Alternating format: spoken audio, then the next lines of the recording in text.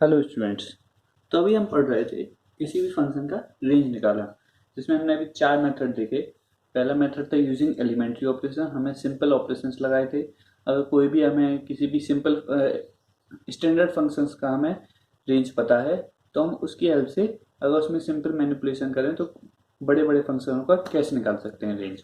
फिर हमने second method देखा था, कोई रिस्ट्रिक्टेड डोमेन अगर फिक्स डोमेन दिया गया है उसमें हमें किसी भी फंक्शन की रेंज निकालना है तो वो कैसे निकालेंगे। फिर थर्ड नंबर पढ़ा था हमने कि अगर कोई भी कंपोजिट फंक्शन है उस फंक्शन की कैसे रेंज निकालेंगे। अगर एफ ऑफ जी एक्स है तो सबसे पहले हम क्या करेंगे, जी एक्स फंक्शन का हम रेंज निकालेंगे, फिर उस रेंज में हम एफ एक्स फंक्शन की रेंज चेक करेंगे। थर्ड फंक्शन हमने देखा था, अगर कोई फंक्शन लीनियर अपॉन लीनियर है तो उसकी रेंज कैसे निकालेंगे। अब हम आएंगे मेथड 5 या टाइप 5 पर। मेथड 5 ये है यूजिंग सब्स्टिट्यूशन। अब हम किसी भी फंक्शन में सब्स्टिट्यूशन लगा के उस फंक्शन की रेंज निकालेंगे। सब्स्टिट्यूशन कैसे लगाएंगे, अगर मान लीजिए इसमें सबसे पहले जैसे हम एक मेथड फर्स्ट मेथड में मैंने नोट 2 लिखवाया था, वैसे ही चीजें इसमें करना है हमें। सब्स्टिट्यूशन लगाने के लिए सबसे पहली चीज है, जो भी हमारा वेरिएबल है वो एक ही जगह आना चाहिए। जो भी हमारा वेरिएबल टर्म है वो हमेशा एक एक जगह आना चाहिए, ऐसा नहीं होना चाहिए कि अलग अलग जगह है। अगर अलग अलग जगह है तो हमें एक ही जगह लाना है। या फिर और सेकंड बात, जो भी चीज हम सब्स्टिट्यूट कर रहे हैं वो चीज प्रेजेंट होना चाहिए हर एक्सप्रेशन में। जैसे अभी आगे आपको क्वेश्चन में बताऊंगा तो आपको और क्लियर हो जाएगा। बस एक बात याद रखना, जो भी आपका वेरिएबल टर्म है जिसको आपको सब्स्टिट्यूट करना है वो एक जगह आना चाहिए, पूरे एक्सप्रेशन में एक जगह आ रहा हो। क्लियर। हम करेंगे क्या इसमें, अगर मान लीजिए कोई भी y equal to F X हमारा फंक्शन है, इसमें कोई भी वेरिएबल टर्म है जो हर दो तीन जगह है उसको मैंने सब्स्टिट्यूट किया। लेकिन जो चीज मैं वेरिएबल टर्म बोल रहा हूँ वो चीज सेम होनी चाहिए। जैसे अगर मैं साइन एक्स को सब्स्टिट्यूट कर रहा हूँ तो साइन एक्स ही होना चाहिए, ऐसा नहीं होना चाहिए कि कॉसेक एक्स है तो उसको मैंने 1/t, वो मैं पहले कॉसेक एक्स को साइन एक्स में चेंज करूंगा फिर मैं जाके सब्स्टिट्यूट करूंगा। क्लियर। तो मेरा क्या है, y equal to F x है। अगर मैंने इसमें कोई भी चीज सब्स्टिट्यूट की तो मैंने माना, मान लीजिए एफ मान लीजिए एफ एक्स को मैंने टी रख दिया, एफ एक्स को मैंने क्या रखा टी। तो मैं क्या करूंगा यहाँ पे, अब जो मेरा फंक्शन हो जाएगा यहाँ पे वो हो जाएगा y ऑफ जी टी। यहाँ पे y ऑफ जी टी हो जाएगा क्योंकि एफ एक्स में जो भी वेरिएबल टर्म था उसको मैंने क्या रखा, यहाँ पे मुझे रखना वेरिएबल टर्म। वेरिएबल टर्म जो कि रिपीट हो रहा है उसको मैंने t मान लिया, तो y फंक्शन किसका हो जाएगा, जी टी का। तो मुझे यहाँ पे t की रेंज निकाल लेना है। t का क्या निकाल लूंगा मैं, रेंज, जो इजीली निकल जाएगा। फिर इस रेंज में मैं gt को इस रेंज में gt की रेंज चेक करूंगा। Find range of gt in range of t। इसका मतलब जब मैं y equal to g t की रेंज निकाल रहा हूँ तो इसके लिए डोमेन हो जाएगा जो t की हमारे लिए रेंज आएगी। क्लियर। इसको हम नोट कर लेते हैं क्या है। फर्स्ट पॉइंट है, all variable term should be present in the form of single variable term, single variable term, or should be convertible in single function और एक्सप्रेशन। जो मैंने बोला कि जो वेरिएबल टर्म है वो हमेशा एक जगह होना चाहिए या फिर वो कन्वर्टेबल फॉर्म में होना चाहिए कि वो एक जगह आ जाए। सेकंड नंबर पे क्या बोला,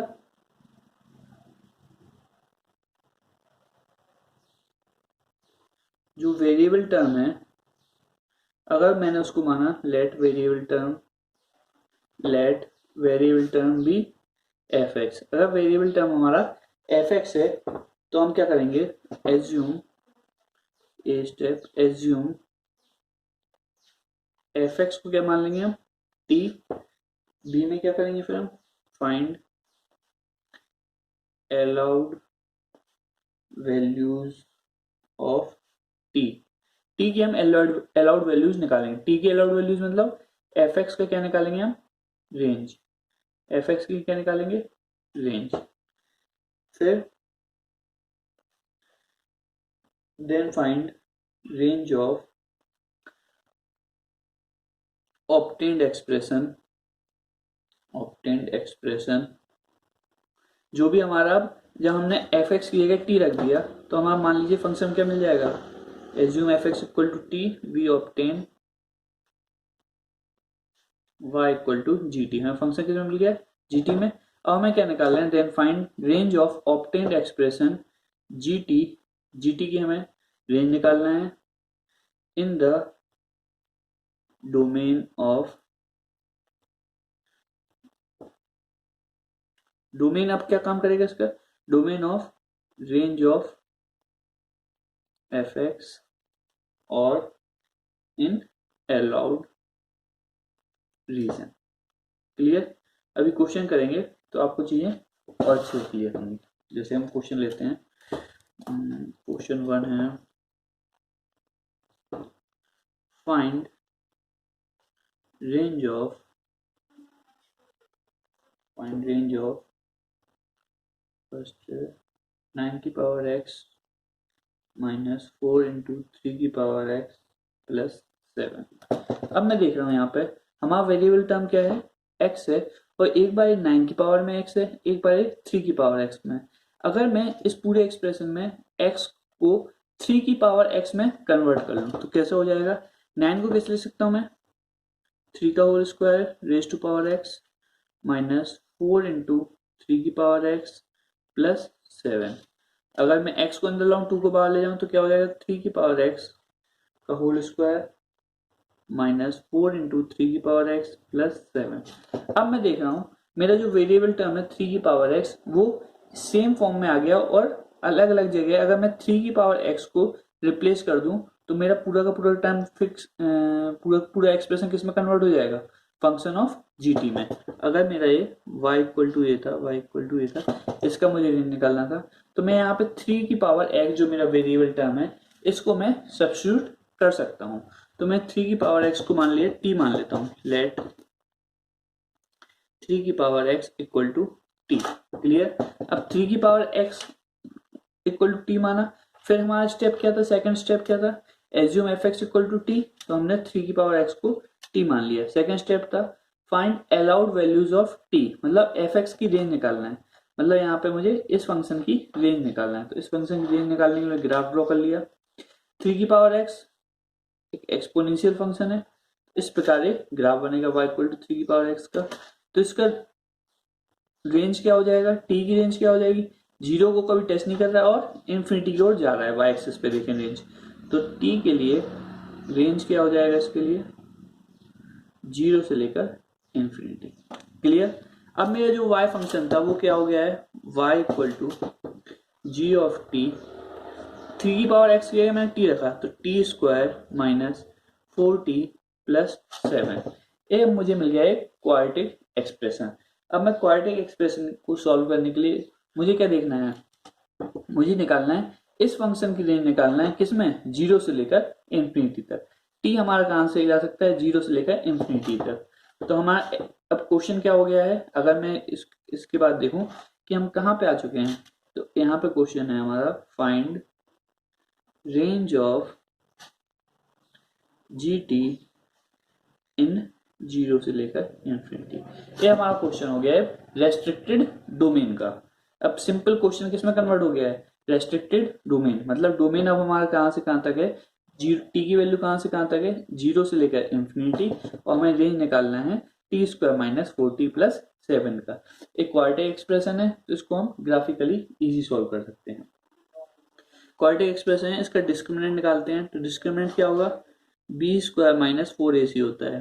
तो b square minus 4 into minus 4 16 minus 4 into 7 into 1, तो 16 माइनस 28 माइनस का 12, तो डिस्क्रिमिनेंट आया हमारा नेगेटिव।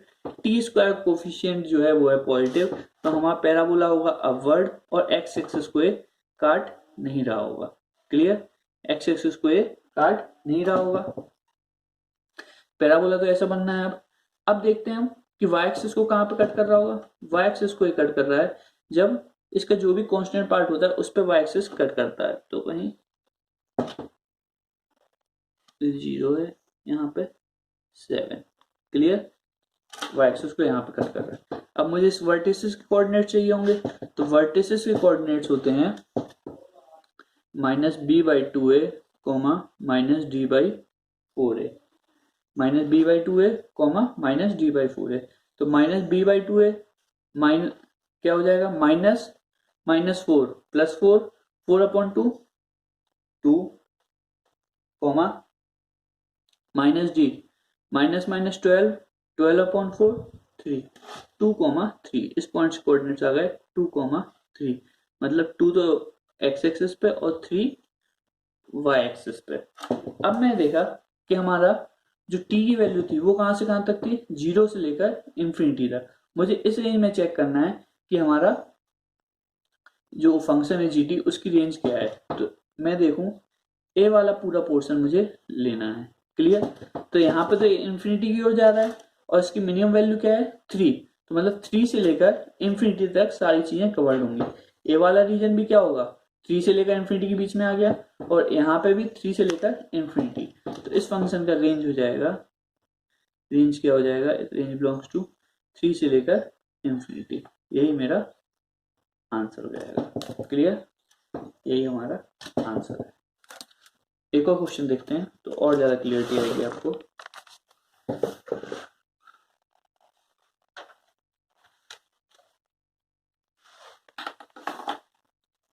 क्वेश्चन है x square plus 1 by x square plus 2। Clear, अब इसमें अब मैं देख रहा हूं यहाँ पे एक्स स्क्वायर है और नीचे भी एक्स स्क्वायर प्लस 2 है। वेरिएबल टर्म कहां पर है, 2 जगह है।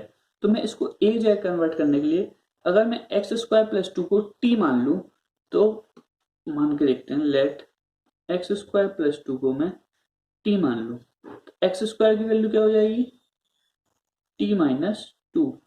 तो मेरा ये पूरा फंक्शन किस में बदल जाएगा, टी में बदल जाएगा। क्लियर, अब देखते हैं मैंने क्या माना, एक्स स्क्वायर प्लस 2, तो टी का रेंज क्या हो जाएगा, एक्स स्क्वायर हमेशा पॉजिटिव होने वाला है, मतलब 0 होगा या फिर 0 से बड़ा होगा। तो एक्स स्क्वायर की रेंज क्या है, एक्स स्क्वायर की रेंज क्या है, 0 से लेकर इंफिनिटी। क्लियर, अब एक्स स्क्वायर प्लस 2 की रेंज क्या होगी, एक्स स्क्वायर प्लस 2 2 ऐड करा, 0 प्लस 2 2 कॉमा इंफिनिटी में 2 ऐड किया, एक किसकी रेंज आ गई, टी की रेंज आ गई 2 से लेकर इंफिनिटी। अब जो टी की रेंज आई है वो मैंने नोट कर लिया यहाँ पर। अब मैं एक्स स्क्वायर की वैल्यू इनपुट करूँ तो T minus 2 plus 1/t। Clear, T minus 2 plus 1/t में कन्वर्ट हो गया, जो हो गया जीटी। अब मुझे इस फंक्शन की रेंज निकालना है, कहां पर, इसके लिए डोमेन क्या होगा, 2 से लेकर इंफिनिटी। जो मैंने बताया, जो भी मैंने सब्स्टिट्यूट करूंगा उसकी मैं निकाल लूंगा रेंज, फिर सब्स्टिट्यूशन लगाऊंगा, फंक्शन हो जाएगा मेरा जीटी में कन्वर्ट, इधर एफ एक्स। अब मेरा फंक्शन किस में कन्वर्ट हो गया है, जीटी में। अब मैं जीटी की रेंज निकालूंगा किस में, फिक्स डोमेन में, जो डोमेन क्या है टी का, 2 से लेकर इंफिनिटी। तो जीटी को मैंने लिख लिया इस प्रकार से, टी प्लस 1/2 माइनस 2। अब टी प्लस 1/2, आपको बताया था मैंने कि x प्लस 1/x का ग्राफ बहुत इंपॉर्टेंट होता है। x प्लस 1/x का ग्राफ कैसा होता है, एक लाइन होती है ओरिजिन से पास हो रही है, y इक्वल टू एक्स, और इस प्रकार से ग्राफ बनता है। यहाँ पे होता है वैल्यू, मिनिमम वैल्यू होती है इसकी 2 पे, और यहाँ पे इस वाले ग्राफ की मैक्सिमम वैल्यू होती है -2 पे। अब मुझे कहाँ से कहाँ लेना है, मुझे लेना है टी कहाँ से लेना है, 2 से लेकर इनफिनिटी, सॉरी 1 है और एक -1 है। क्लियर।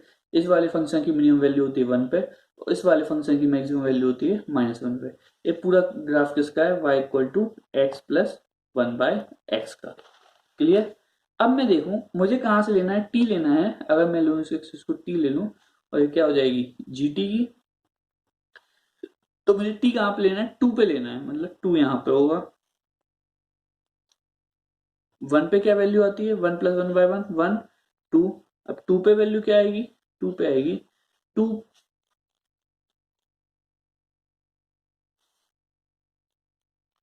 मैंने t प्लस 1/t को माना, एफ टी माना t प्लस 1/t।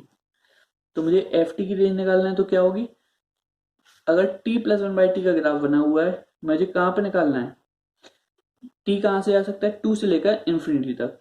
तो 2 पे देखा मैंने, यहाँ पे वैल्यू कितनी आएगी, 2 प्लस 1/2, 2 प्लस 0.5, 2.5। तो इस वैल्यू यहाँ पे क्या आएगा 2.5।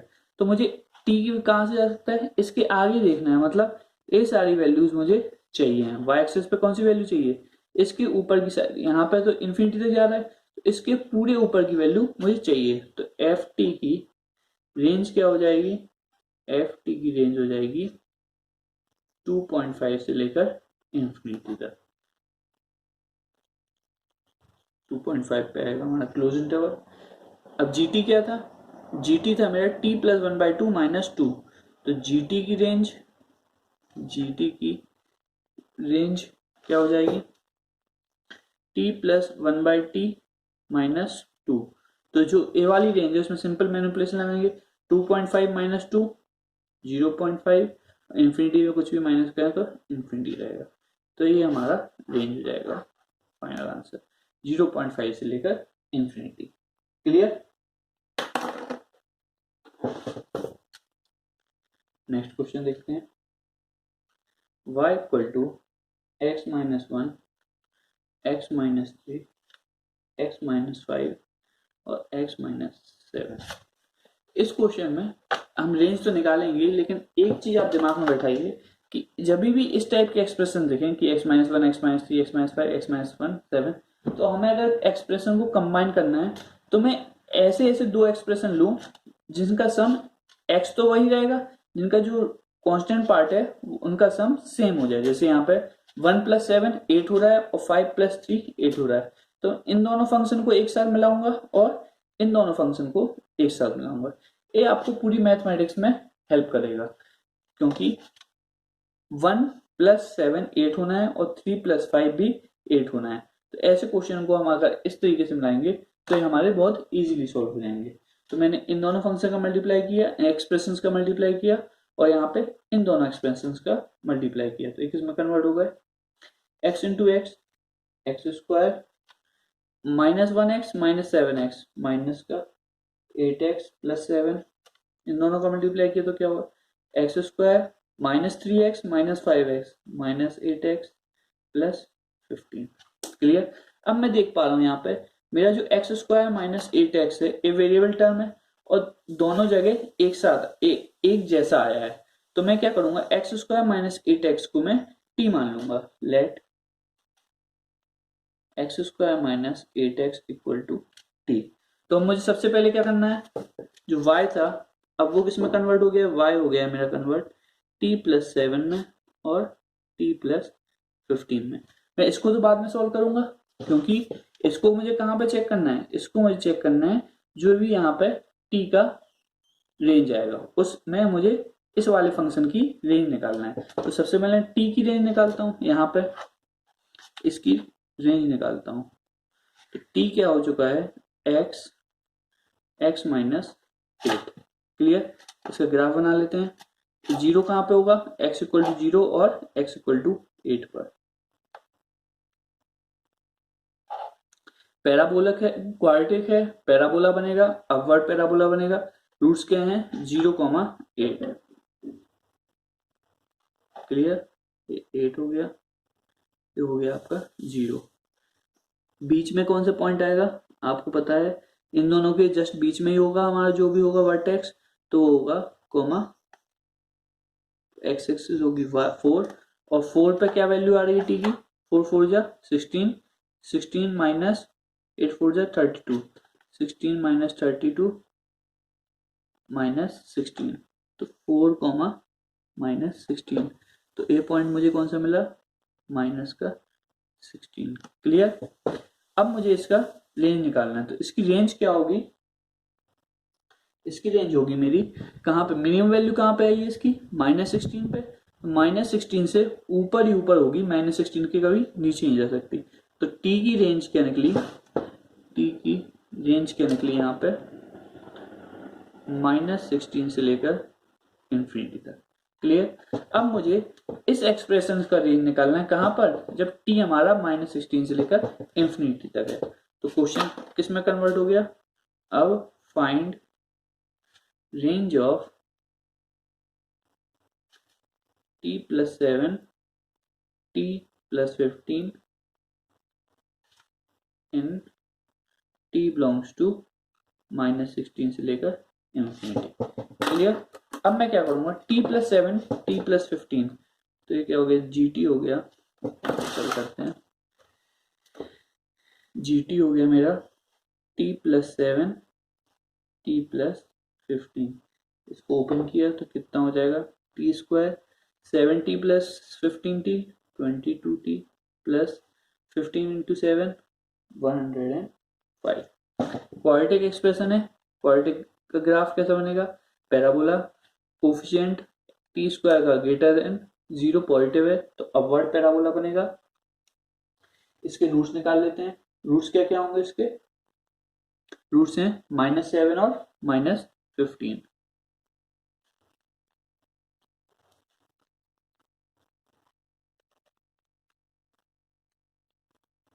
जो होगा -15 -7, इन दोनों के जस्ट बीच में होगा हमारा वर्टेक्स का पॉइंट, 7 और 15 के बीच में,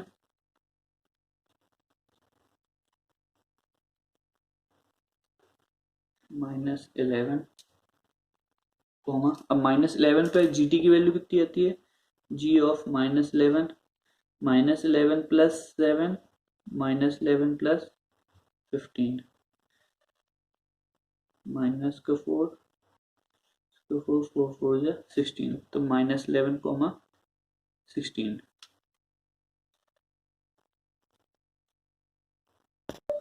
-11 + 7 -4 -11 + 15 4 -4 -16 -11 -16, तो यहाँ पे इसकी वैल्यू कितनी आ गई, माइनस का 16। और हमें टी का डोमेन क्या था, टी का डोमेन हमारा आया था, हमने कैलकुलेट किया था, वो था -16 से लेकर इंफिनिटी तक। मतलब मुझे टी की वैल्यू माइनस, इस रेंज में फंक्शन, इस डोमेन में मुझे फंक्शन की रेंज निकालना है। मतलब मेरा टी कहां से हो सकता है, -16 से लेकर इंफिनिटी तक, तो मतलब मुझे ये सारी वैल्यूज लेनी होंगी, ये सारी वैल्यूज लेनी है। तो यहाँ पे तो इंफिनिटी तक जा रहा है ऊपर, तो इंफिनिटी तक कोई दिक्कत नहीं है। अब मुझे लिखना है कि सबसे लोएस्ट वैल्यू क्या है, लोएस्ट वैल्यू है इसकी -16, तो मेरे ओवरऑल फंक्शन का, जीटी फंक्शन की रेंज हो जाएगी मेरी, ये भी कितनी हो जाएगी, -16 से लेकर इंफिनिटी तक। क्योंकि देखिए जो हमने ग्राफ बनाया जीटी का वो इस प्रकार बना। अब टी का डोमेन क्या है, टी मुझे कहां से कहां लिख सकता हूँ, -16 से लेकर इंफिनिटी तक, पॉजिटिव साइड कहीं पे भी जा सकता हूँ। तो मैं देखा पॉजिटिव साइड ऊपर तो इंफिनिटी तक जा रहा है, ऊपर इंफिनिटी तक जा रहा है, और नीचे मिनिमम वैल्यू कितने ले रहा है, -16, -16 से कभी नीचे नहीं आएगा। तो जीटी का रेंज क्या हो जाएगा, -16 से लेकर इंफिनिटी। तो यही मेरा आंसर हो जाएगा। एक क्वेश्चन आप लोगों के लिए होमवर्क है, कमेंट सेक्शन में इसका आंसर बताइएगा। Find range of sin inverse x का whole cube plus cos inverse x का होल क्यूब। क्लियर। इसमें एक हिंट देता हूं, हिंट है a + b का होल क्यूब होता है a³ + b³ + 3ab a + b, first hint. Second hint है sin inverse x plus cos inverse x equal to π/2। इन दोनों हिंट की हेल्प से आप इस क्वेश्चन को सॉल्व करिएगा। क्वेश्चन को जो भी आंसर आए कमेंट सेक्शन में बताइए। अगर कोई भी प्रॉब्लम हो तो आप मुझसे व्हाट्सएप ग्रुप पे डायरेक्टली पूछ सकते हैं। हम देखते हैं नेक्स्ट मेथड, वो है मेथड 6। ये मेथड 6 है। अभी हमने लीनियर अपॉन लीनियर देखा था। अब हम देखते हैं quadratic function divide by quadratic function है, या फिर linear function divide by quadratic function है, या फिर quadratic function divide by linear function है। किस टाइप के क्वेश्चन होंगे इसमें include? Quadratic function divide by quadratic function, या फिर linear function divide by quadratic function, या फिर quadratic function divide by linear function. अगर इस टाइप के एक्सप्रेशन हैं तो हम क्वेश्चन को किस तरीके से सॉल्व करेंगे? इसमें मैं आपको एक प्रॉपर एल्गोरिथम दूंगा। एल्गोरिथम मतलब कि क्वेश्चन को क्या क्या स्टेप करेंगे हम, तो वो इजीली सॉल्व हो जाएगा। किसी भी फंक्शन की रेंज निकालना, अगर क्वेश्चन मेरा किस टाइप में है, quadratic upon quadratic, linear upon quadratic, या फिर क्वाड्रेटिक अपॉन लीनियर। सबसे पहले थोड़ा रिवाइज कर लेते हैं। जब लीनियर अपॉन लीनियर था, ax प्लस बी अपॉन सी एक्स प्लस डी था, तो मैंने बोला था इसका डोमेन होगा रियल नंबर माइनस ए, डिनोमिनेटर इसका जीरो कब हो रहा है? माइनस डी बाई सी पे, माइनस डी बाई सी पे। और रेंज क्या बोला था? रेंज बोला था रियल नंबर माइनस जो भी x का कोफिशिएंट है उसके रेशियो को इंक्लूड नहीं करना है, तो माइनस ए बाई सी। ए क्या आ गया था? मेरा रेंज ऑफ फंक्शन। तो डोमेन और रेंज हमने लीनियर फंक्शन का डायरेक्टली निकालना सीख गए थे। ग्राफ वगैरह आपको प्रॉपर तरीके से बताया गया था आपको बेटर अंडरस्टैंडिंग के लिए। अब वैसे ही मैं quadratic upon quadratic, linear upon quadratic, एक क्वाड्रेटिक अपॉन लीनियर का एक प्रॉपर एल्गोरिथम है, उसको आप समझ लीजिए, दिमाग में बिठा लीजिए, क्वेश्चन आपका इजीली सॉल्व हो जाएगा। सबसे पहले स्टेप 1 में हम क्या करेंगे? स्टेप 1 में हम करेंगे जो भी हमारा एक्सप्रेशन दिया गया उसको हम y के बराबर कर लेंगे। Assume given expression equal to y। हमारा जो भी एक्सप्रेशन दिया गया है हम उसको y के बराबर कर लेंगे। क्लियर? फिर सेकंड स्टेप देखिए, अब y के बराबर करेंगे और ये क्वाड्रेटिक अपॉन क्वाड्रेटिक है, लीनियर अपॉन क्वाड्रेटिक है, क्वाड्रेटिक अपॉन लीनियर है, तो इसमें क्वाड्रेटिक का जो एक्स स्क्वायर का टर्म होगा वो तो हमेशा प्रेजेंट रहेगा। तो मैं क्या करूंगा? क्रॉस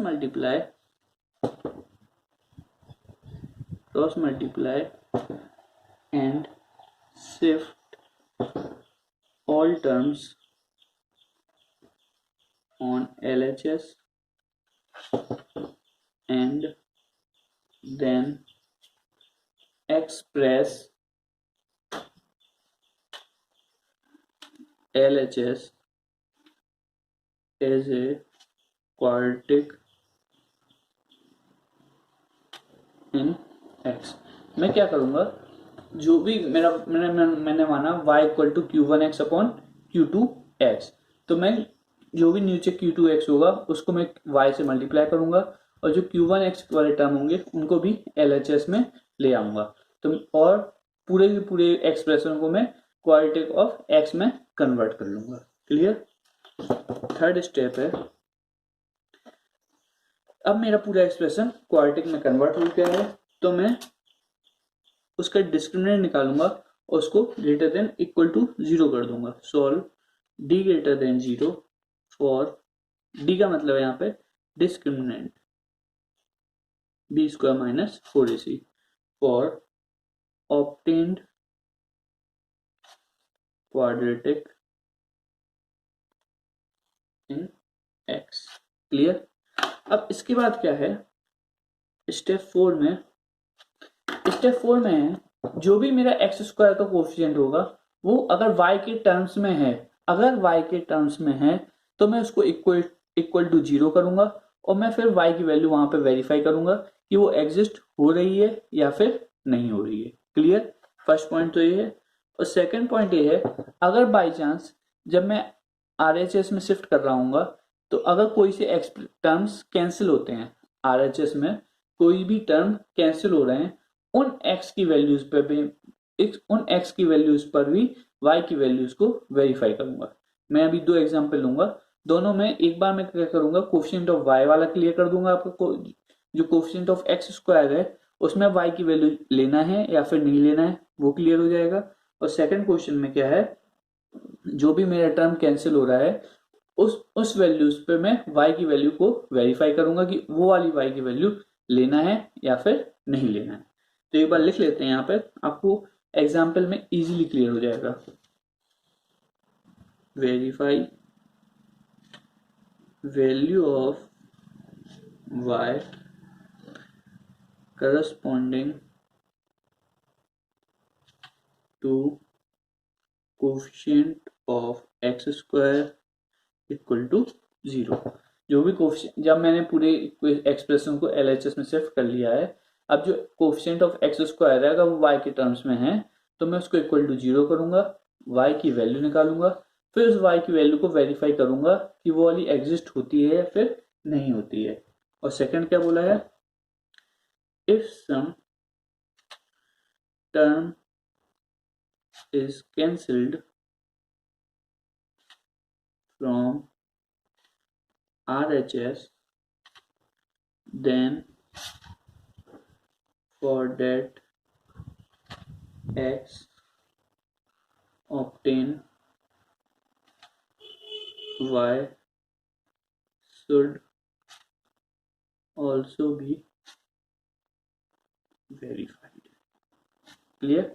अगर हमारा कोई भी टर्म कैंसिल हुआ है RHS में तो वो टर्म होगा x के एक्सप्रेशन में, तो मैं वहां पे x की वैल्यू जो भी होगी वो x की वैल्यू निकालूंगा, फिर वहां से मैं क्या करूंगा y की वैल्यू निकालूंगा उस पूरे एक्सप्रेशन में रख के, फिर y की वैल्यू वेरीफाई करूंगा कि वो किसी और x के लिए एग्जिस्ट करती है या फिर नहीं करती है। क्लियर।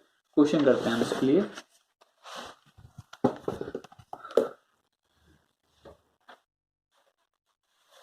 क्वेश्चन है हमारा,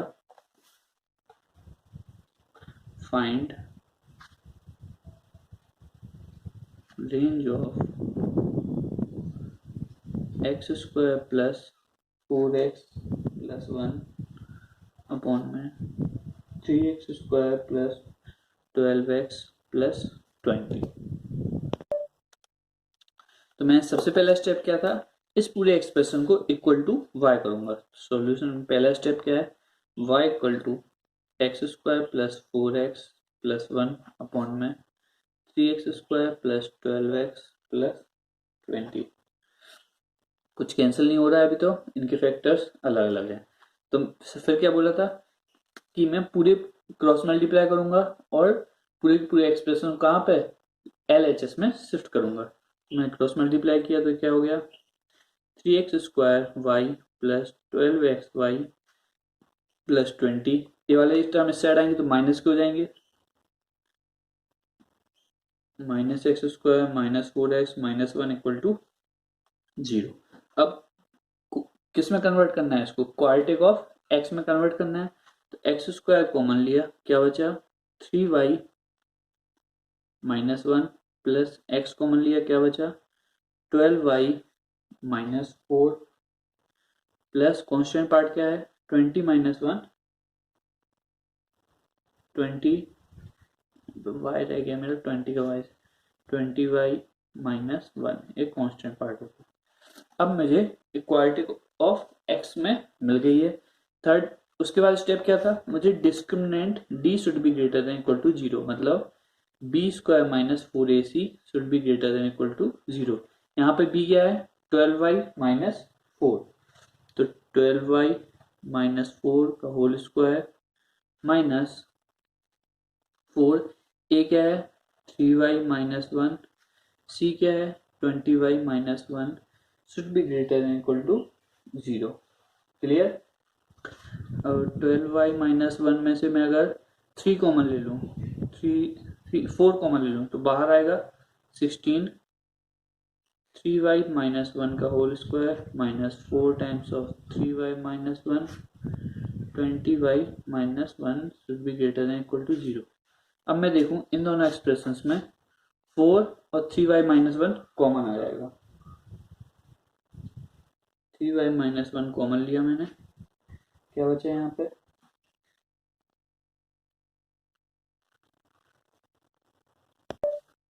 4 times of 3y minus 1 common लिया, क्या बचा यहाँ पे 4 3y minus 1 minus 20y minus 1 greater than equal to 0। 4 एक पॉजिटिव क्वांटिटी है, 0 से कैंसिल, 0 के डिवाइड पे चला जाएगा। 3y minus 1 4 3 12y minus 4 minus 20y plus 1 greater than equal to 0। 3y minus 1 12y minus 20y minus 8y minus 3 greater than equal to 0। Minus sign common लेते हैं, 3y minus 1 8y plus 3 less than equal to 0। यहाँ minus sign common लिया इसलिए यहाँ पर sign हमारा change हो चुका है। यहाँ से 3 कॉमन लिया तो हो गया y माइनस 1/3। 8 कॉमन लिया तो y plus 3/8 less than equal to 0।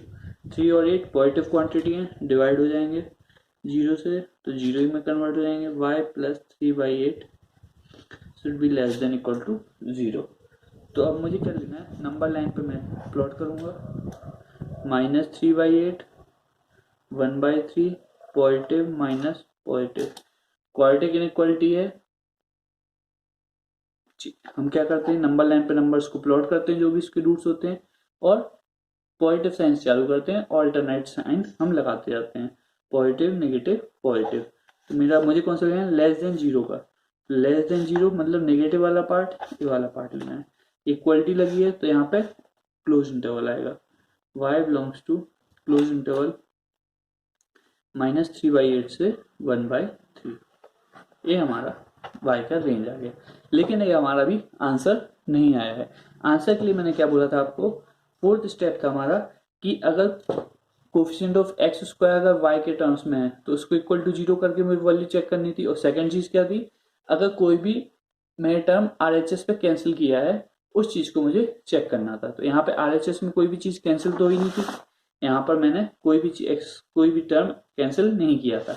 बस मुझे क्या करना है, जो भी एक्स स्क्वायर का कोफिशिएंट था है 3y माइनस 1, इसको मुझे इक्वल टू 0 करना है। फिर मुझे देखना है कि y की वाली वैल्यू एग्जिस्ट करती है फिर नहीं। तो यहाँ पे एक्स स्क्वायर कोफिशिएंट है 3y minus 1 equal to 0, y की वैल्यू आई 1/3। अब मुझे देखना है y की बराबर 1/3 पे x की कौन कौन सी वैल्यूज आ सकती हैं। तो मेरा एक्सप्रेशन था y equal to x square plus 4x plus 1 upon 3x square plus 12x plus 20। तो y की वैल्यू रखी मैंने 1/3, इसको क्रॉस मल्टीप्लाई किया तो यहाँ पे आ जाएगा 3x square plus 12x plus 20 equal to x square plus 4x plus 1। तो हो जाएगा 3 से 3 cancel, x square plus 4x plus 20 x square plus 4x plus 1। 4x cancel, x square cancel, 20 equal to 1। ये तो इम्पॉसिबल है, ये क्या हो गई, इम्पॉसिबल चीज हो गई। मतलब y की वैल्यू 1/3 नहीं हो सकती, y can not be equal to 1/3, y की वैल्यू 1/3 नहीं होगी। तो हमारी रेंज आई क्या थी, y बिलोंग्स टू माइनस 3/8 से लेकर 1/3। और इसमें माइनस क्या करना है, y की वैल्यू क्या नहीं हो सकती, 1/3 माइनस करना है। तो 1/3 यहाँ पे क्या है, लास्ट टर्म है, तो यहाँ पे क्लोज इंटरवल की जगह ओपन इंटरवल लग जाएगा, माइनस 3/8 से लेकर 1/3 ओपन इंटरवल। ये हमारा फाइनल आंसर हो जाएगा। तो हमारा नेक्स्ट क्वेश्चन लेते हैं। क्वेश्चन है हमारा find range of x cube plus 3x square plus 7x minus 11 divided by x square plus 5x minus 6। अगर ये क्वेश्चन है, अब मैं देखूं यहाँ पे ऊपर वाले में देखूं, अगर x इक्वल टू 1 रखता हूँ, 1 प्लस 3 प्लस 7 11 11 माइनस 11 0, ये इसका फैक्टर क्या है, x इक्वल टू 1 एक फैक्टर है, मतलब x माइनस 1 इसका फैक्टर है। यहाँ पे भी 1 प्लस 5 6 माइनस 6 0, तो इसका भी x इक्वल टू 1 यानी x माइनस 1 फैक्टर है। तो मैं दोनों में से x माइनस 1 कॉमन ले लेता हूँ। सॉल्यूशन x माइनस 1 मैंने न्यूमरेटर से कॉमन लिया, तो क्या बचेगा यहाँ पे X square, X into X square X cube minus 1 X square, minus x square आ चुका है, मुझे चाहिए क्या है प्लस का 3x स्क्वायर, मतलब प्लस का 4x से मल्टीप्लाई करना पड़ेगा, 4x स्क्वायर हो गया। अब माइनस का 4x आ चुका है, चाहिए कितना है प्लस का 7x, माइनस का 4x आ चुका है, मतलब प्लस का 11। क्लियर, इस तरीके से हम इसको सॉल्व करते हैं, वरना आप सिंपल इस तरीके भी सॉल्व कर सकते हैं, जिसको जो इजी पड़े। 7x माइनस 11 और यहाँ पे x माइनस 1 से जो भी आपका यहाँ पे क्वेश्चन आएगा वो आएगा x square plus 4x plus 11। नीचे x माइनस 1 कॉमन लिया, चाहिए क्या एक्स स्क्वायर, तो x हो गया यहाँ पे, फिर माइनस एक्स चाहिए कितना था प्लस एक्स, तो प्लस 6 से मल्टीप्लाई करना पड़ेगा, माइनस 6 आ जाएगा। x माइनस 1 कैंसिल हो गया, y तो मेरा y मिला x square plus 4x plus 11 upon x plus 6, quadratic upon linear में। लेकिन ये कब है, जब x हमारा 1 के बराबर नहीं होना चाहिए, क्योंकि अगर x 1 के बराबर हो जाएगा तो ये वाला टर्म हो जाएगा 0 और ये वाला टर्म भी 0, और 0 अपॉन 0 ऐसी कोई चीज होती ही नहीं है। तो y equal to x square plus 4x plus 11 upon x plus 6 में x बराबर 1 नहीं होना चाहिए। जो मैंने आपको ये टॉपिक के स्टार्टिंग में बताया था कि मुझे y की वैल्यू कहाँ कहाँ चेक करनी पड़ेगी। अब मैं x इक्वल टू 1 पे y की वैल्यू निकालूंगा और उस वैल्यू पे मैं चेक करूंगा कि मुझे y की वाली वैल्यू दो जगह मिल रही है या फिर नहीं मिल रही है। पहले तो मैं इसको अपना स्टेप 1 से सॉल्व करता हूँ। क्या था, पहला स्टेप था मैं y को x square plus 4x plus 11 upon x plus 6 मान लूँ। सेकेंड स्टेप था मेरा कि मैं इसको क्रॉस मल्टीप्लाई करूं और LHS में ला दूं, तो x y plus 6y minus का एक्स स्क्वायर माइनस का 4x माइनस 11 इक्वल टू 0। तो ये क्या हो जाएगा, माइनस साइन भी कॉमन ले लो, तो x square plus 4x plus 11 minus x y minus 6y equal to 0। X square का तो एक ही टर्म है, फिर x का टर्म क्या है 4 माइनस वाई, कॉन्स्टेंट क्या है 11 माइनस 6y इक्वल टू 0। एक इसमें आ गई क्वाड्रेटिक आ गई x के टर्म्स में। अब मैं क्या करूंगा, d should be greater than equal to 0, d should be greater than मतलब b square minus 4ac should be greater than equal to 0। b क्या है यहाँ पे 4 माइनस वाई का होल स्क्वायर माइनस 4, a कितना है 1, c कितना है 11 minus 6y should be greater than 0। Clear, open करा मैंने, तो y square minus 8y plus 16 minus 44 plus 24y should be greater than equal to 0। y square plus 16y minus 28 greater than 0। ये मेरे पास expression आ गया, इसको solve करते हैं। क्या है मेरे पास y square plus 16y minus 28 should be greater than 0। तो मैं सबसे पहले इसके रूट्स निकाल लेंगे, सीधा 4 से रूट्स निकालता हूँ। y equal to minus 16 plus minus b square मतलब 16 का square minus 4ac plus 4 into 28 divide by 2। तो y की वैल्यू क्या क्या गई माइनस 16 प्लस माइनस 16 का 4 कॉमन आएगा, यहाँ से 4 कॉमन आया, 4 बाहर आया, 16 7 4 16 प्लस 7 डिवाइड बाय 2। तो y की वैल्यू हो गई minus 8 plus minus 2 under root 23। तो y1 हो गया माइनस 8 प्लस 2 रूट 23 और y2 हो गया minus 8 minus 2 root 23। Number line plot करते हैं, minus 8 minus 2 root 23 -8 plus 2√23 plus minus plus. हमें साइन कौन सा लेना है, ग्रेटर देन 0 वाला। तो y belongs to minus infinity से -8 माइनस 2√23 यूनियन -8 प्लस 2√23 से लेकर इन्फिनिटी तक। यहाँ पे क्लोज इंटरवल आया है क्योंकि ग्रेटर देन इक्वल टू 0 पे हम कर रहे थे।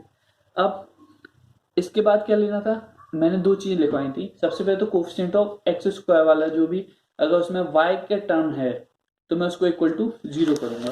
तो मेरे इस वाले क्वेश्चन में एक्स स्क्वायर में कोई भी y का टर्म नहीं था, तो हमें उसको लेने की जरूरत नहीं है। सेकेंड चीज क्या बताई थी, अगर मैंने कोई भी RHS में से टर्म्स काटे हैं, x-1 x-1 काटे हैं, तो मैं उन x की वैल्यूज के लिए y की वैल्यू निकालूंगा। फिर क्या करूंगा, फिर y की वैल्यू वेरीफाई करूंगा कि वो वाली वैल्यू आ पाती है या फिर नहीं। तो मैं लेता हूं सबसे पहले, मेरे लिए y क्या मिल गया था, x² plus 4x plus 11 upon x plus 6। तो मैं निकालता हूँ एट, मैंने क्या निकाला, x-1 कैंसिल किया, मतलब x इक्वल टू 1 पे निकालना है। तो x equal to 1, y equal to 1 plus 4 plus 11 upon 1 plus 6। तो y की वैल्यू आई 16 डिवाइड बाय 7। अब मुझे चेक करना है कि y इक्वल टू 16/7 पे मुझे कौन कौन सी x की वैल्यूज मिलती है, मतलब y इक्वल टू 16/7 इस फंक्शन में आ भी सकता है या फिर नहीं आ सकता। तो मैं उसके लिए क्या करूंगा, 16/7 equal to x² plus 4x plus 11 divide by x plus 6। Cross multiply किया, 16x plus 96 equal to 7x² plus 28x plus 77। तो यहाँ पे क्या हो जाएगा, 7x² plus 28 minus 16 12x 77 minus 96 minus 19 equal to 0। इसको अगर मैं फैक्टराइज करूं तो क्या क्या हो जाएंगे, 12 7 जा 96, क्या हो जाएगा यहाँ पे 7x² प्लस 7 माइनस का 7x plus 19x minus 19 equal to 0। 7x common लिया, x माइनस 1 प्लस 19 कॉमन लिया, x minus 1 equal to 0। 7x plus 19 और x माइनस 1 इक्वल टू 0, मतलब x equal to minus 19/7, x equal to 1। इसका मतलब जो मेरी y equal टू 16/7 value आ रही है वो कहाँ पर आ रही है, x इक्वल टू माइनस 19/7 पे आ रही है और x इक्वल टू 1 पे भी आ रही है। मतलब अगर मैं x इक्वल टू 1 वाला पार्ट कैंसिल भी कर दूं, हटा भी दूं कि x इक्वल टू 1 मुझे नहीं लेना है, तब भी मुझे y इक्वल टू 16/7 कहाँ पर मिल रहा है, x इक्वल टू माइनस 19/7 पर मिल रहा है। और x इक्वल टू माइनस 19/7 अगर मुझे y इक्वल टू 16/7 मुझे x इक्वल टू माइनस 19/7 पे मिल रहा है, तो a वाली वैल्यू मैं ले सकता हूं। तो मेरा y का जो रेंज था वो सेम ही रहेगा, माइनस इन्फिनिटी से लेकर -8 2√23 यूनियन -8 प्लस 2√23 इन्फिनिटी। इसमें हुआ कुछ इस प्रकार है, मान लीजिए कोई भी ग्राफ होता इस प्रकार होता, क्लियर। अब मुझे x इक्वल टू 1 पर, यहाँ पर तो ओपन इंटरवल है, क्लियर, लेकिन मुझे इसी पॉइंट पे आगे चल के, पीछे चल के कहीं पे ये ग्राफ इस प्रकार आ रहा होता, मुझे x की माइनस 19/7 पे यहाँ पे वैल्यू मिल रही होती 16/7। तो मैं इस वाले x इक्वल टू 1 पे तो ये वैल्यू नहीं ले सकता हूँ, क्योंकि यहाँ पे ओपन इंटरवल लगा हुआ है। क्योंकि x इक्वल टू 1 पे क्या होता है, एक्सप्रेशन 0/0 हो रहा था, तो यहाँ पे तो अनडिफाइंड था, ओपन इंटरवल लगा हुआ था। लेकिन मैंने देखा कि 16/7 मुझे कहाँ पे मिल रहा है, x की माइनस 19/7 पे मिल रहा है। तो मैं इस वैल्यू के कारण 16/7 में मेरा रेंज में आ चुका है। तो ये मेरा फाइनल ये आंसर हो जाएगा, क्लियर। और बाई चांस यहाँ पर x=1 और x=1 ही आ जाता तो मुझे 16/7 में इस रेंज से नहीं ले सकता था। अगर मान लीजिए यहाँ पे x=1 और x=1 आ जाता तो मुझे इस रेंज में से 16/7 को हटाना पड़ता। क्लियर? कोई भी डाउट हो आपको कमेंट सेक्शन में कमेंट कर दीजिएगा या फिर आप व्हाट्सएप ग्रुप पे पूछ सकते हैं। Thank you.